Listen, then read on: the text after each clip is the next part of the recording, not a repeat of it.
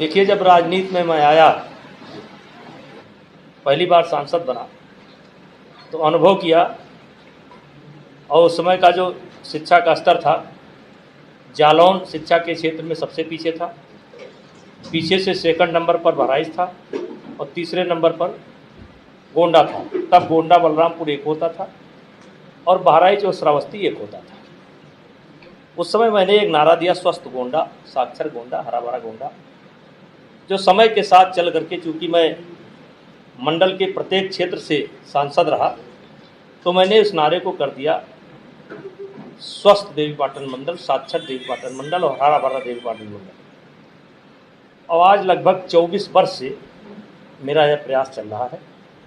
आज विशेषरगंज और पयागपुर ब्लॉक के जो हाई स्कूल इंटर के प्रथम स्थान प्राप्त करने वाले बच्चे हैं, उनका स्वागत किया गया, मेडल दिया गया, सर्टिफिकेट दिया गया और पयागपुर विधायक जी ने कुछ आशीर्वचन अपना रखा, सुभाष जी ने। हमने भी जो हमारा कुछ अनुभव है, पता नहीं वो बच्चों के काम आता है कि नहीं आता है, लेकिन मुझे लगता है कि ये बात रखनी चाहिए। तो इस अभियान का 2025 का ये अभियान इस समय चल रहा है। 16 ब्लॉक अभी तक कंप्लीट हुए हैं और मंडल के प्रत्येक ब्लॉक के बच्चों को हमें सम्मानित करना है। उसी क्रम में ये कार्यक्रम था। मनोहर, आपको देवीपाटन मंडल का बंद मोहनमाल भी कहा जाता है। अभी एक आपका बयान चर्चा में आया कि पढ़ने लिखने की आवश्यकता नहीं है, आउटसोर्सिंग की नौकरी मिल रही है। वो बयान पूरा सुना नहीं लोगों ने जी। हमारा, चूँकि मीडिया का युग है और अपने अपने मतलब से लोग अपने अपने मतलब की बात करते हैं। मेरा बयान ये था कि सबसे पहले हमें स्वास्थ्य का ध्यान रखना चाहिए। सबसे प्रथम निरोगी काया, मतलब हम स्वस्थ रहें, हमारा परिवार स्वस्थ रहे, और उसके बाद शिक्षा पर ध्यान देना चाहिए, क्योंकि स्वस्थ शरीर में ही स्वस्थ दिमाग का निवास होता है। इसलिए प्रत्येक व्यक्ति का, आपके माध्यम से मैं कहना चाहूँगा कि प्रत्येक व्यक्ति का पहले अपना परिवार के स्वास्थ्य पर ध्यान होना चाहिए और तब शिक्षा पर ध्यान होना चाहिए।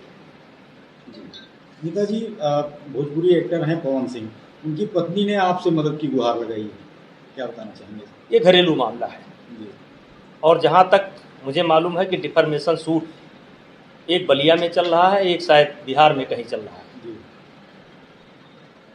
और कुछ आपसी बातचीत भी चल रही है। और जहाँ तक मुझे जानकारी है कि दो जगह ये प्रकरण कोर्ट के विचाराधीन है। तो ऐसे समय में आकर के ये जो लखनऊ के अंदर एक दृश्य दिखाई पड़ा है, ये लगता है किसी का षड्यंत्र। नेताजी, लेकिन दिल्ली में चीफ जस्टिस सुप्रीम कोर्ट के न्यायाधीश पर जूता मारने की बात कैसे बनी है? क्या है ये? कोई सिरफिरा है, तमाम सिरफिरे हैं, कर सकते हैं, ये होंगे। नेताजी, निसार वो आए थे, निसार पार्टी के अध्यक्ष आए थे, उन्होंने यहाँ पर तमाम मीटिंगें की, निसार पार्टी को जोड़ने के लिए कितना चुनौती मांगी? ये कोई प्रश्न नहीं है आपका, ये प्रश्न ही नहीं है आपका। पहले प्रश्न सही करिए। नेताजी, तमाम चैनलों पर ये भी चल रहा है क्योंकि जातिगत रैलियां प्रतिबंधित हैं। ऐसे में एटा में आपके द्वारा जो रैली निकाली गई, उस पर तमाम खबरें चल रही हैं। ये आपके द्वारा वहाँ ये मुझे नहीं मालूम है। देखिए, कार्यक्रम चल रहे हैं, लगातार कार्यक्रम चल रहे हैं और जो भी कार्यक्रम चलते हैं परमिशन से चलते हैं। सांसद जी, आपने एक बड़ा कार्यक्रम जनवरी में आयोजित किया है, सनातन संदेश उसका मुख्य मकसद है। अब आपने मंचों से भी कहा है कि जो लोग सनातन पर सवाल उठाते हैं वो आए और कथा में सनातन को जाने। इसी बीच जैसा कि आपने प्रश्न किया है उसी से संबंधित है, उन्होंने कहा सनातन का सम्मान नहीं सहेगा हिंदुस्तान। बाकायदा इसको कोड करते हुए चीफ जस्टिस के ऊपर जूता फेंका गया। हालांकि आपने बताया वो उनका एक सिरफिरे का है, लेकिन उसने इसको सनातन से जोड़ दिया। देखिए, उस घटना को सनातन से मत जोड़िए, उस घटना को सनातन से मत जोड़िए। मैं एक कथा नंदिनी नगर में करा रहा हूँ, जिसका कथा जो कहेंगे सदगुरु रितेश्वर महाराज, उनकी एक जगह मैंने कथा सुनी और देखा कि वो वर्तमान जो हमारे देश की समस्या है उस पर बहुत अच्छा बोलते हैं। तो मैंने उनसे आग्रह किया कि आपकी ये कथा जो है हम चाहते हैं बच्चे सुनाएं। और सदगुरु रितेश्वर जी महाराज के बारे में आपको बताना चाहता हूँ कि वो एक पैसा किसी से लेते नहीं, किसी से, ना कथा का ना वैसे। आप दक्षिणा देना चाहे तब भी नहीं लेंगे, 1 रुपया दे तब भी नहीं लेंगे, 1 करोड़ दे तब भी नहीं लेंगे। उनका काम कैसे चलता है वो भगवान जाना।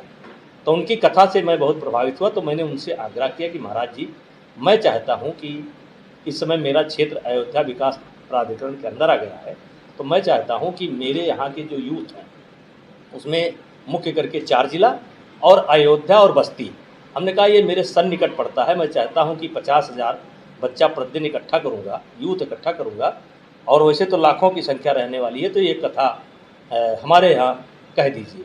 तो वो तैयार हो गए। वो कथा करते नहीं हैं और उसी को दृष्टिगत रखते हुए वो हमेशा इस समय बच्चों पर कुछ ना कुछ बोल रहे हैं। और जो आज के विषय में ज़रूरी है, अभी आपने देखा होगा कि एक लड़का नीट में टॉपर था और गोरखपुर मेडिकल कॉलेज में उसको सीट मिली, मनचाही सीट मिली, और उसने आत्महत्या कर ली। तो विषय ये है कि अगर नाकामयाब लोग आत्महत्या करते हों तो बात समझ में आती है कि भूख से मर गए, समस्या थी मर गए, लेकिन ये IAS क्यों आत्महत्या करता है, IPS क्यों आत्महत्या करता है, डॉक्टर क्यों आत्महत्या करता है, इंजीनियर क्यों आत्महत्या करता है, पढ़े लिखे लोग क्यों आत्महत्या करते हैं। तो इन्हीं सब विषयों के समाधान हेतु सदगुरु रितेश्वर जी महाराज की कथा 1 जनवरी से लेकर के 8 जनवरी तक प्रस्तावित है। और आपके चैनल के माध्यम से मैं आग्रह करूंगा, जो भी व्यवस्था हमसे बन सकती है हम करेंगे, लेकिन उसमें आप लोगों की भागीदारी होना चाहिए। एक बड़ा सवाल ये है कि अब बृजभूषण सिंह का जो पहले का रूप था मंचों पर एकदम दूसरे तरीके से आ रहा है, और आध्यात्मिक चर्चा, समाज में सुधार की बात, जैसा हमने अभी देखा है कि आप लगातार 1 घंटे के भाषण में आपने एक पॉलिटिकल बात नहीं करी है, केवल जीवन को लेकर के कैसे उसके अंदर सुधार आवे। अगर आपने मेरे भाषण को पहले भी सुना होगा तो बच्चों के कार्यक्रम में हम कई वर्ष से, लगभग 22-24 वर्ष से ये कार्यक्रम करते हैं। बच्चों के कार्यक्रम में हम राजनीतिक बात नहीं करते हैं, हम हमेशा यही करते हैं। और समाज के बीच हम जाते हैं तब भी यही बात करते हैं। जब हम पॉलिटिकल कार्यक्रम में जाते हैं तो पॉलिटिकल बात करते हैं। तो क्या आने वाले समय में सर दिखाई पड़ेगा कि पूर्ण रूप से आप राजनीतिक जो आपकी अब तक एक छवि रही है उससे अलग आध्यात्म की ओर जो है मुखर होंगे, जो आपका इस समय? मैं गड़बड़ आदमी पहले भी नहीं था, मैं गड़बड़ आदमी पहले भी नहीं था, समझ है अपनी अपनी। मैं गड़बड़ पहले भी नहीं था, अगर गड़बड़ होता तो यहाँ तक न पहुँचता। अगर मेरी विचारधारा गलत होती तो मैं यहाँ तक न पहुँचता।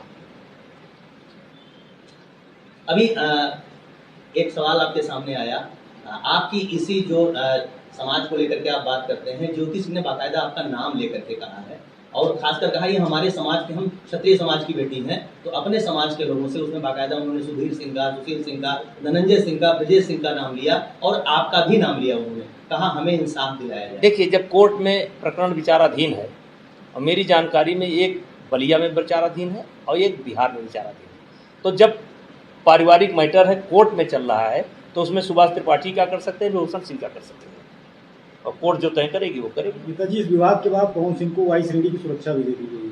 उनको पहले मिल चुकी थी, ये विवाद बाद में हुआ है। उनको सुरक्षा पहले, जब गृह मंत्री जी से मिले थे उसी समय उनको सुरक्षा, मेरी बात भी मान लीजिए, मैं भी जानकारी के साथ बोलता हूँ ना, उनको उसी दिन सुरक्षा अलॉट हो गई थी। ये सुरक्षा, ये घटना बाद में घटी।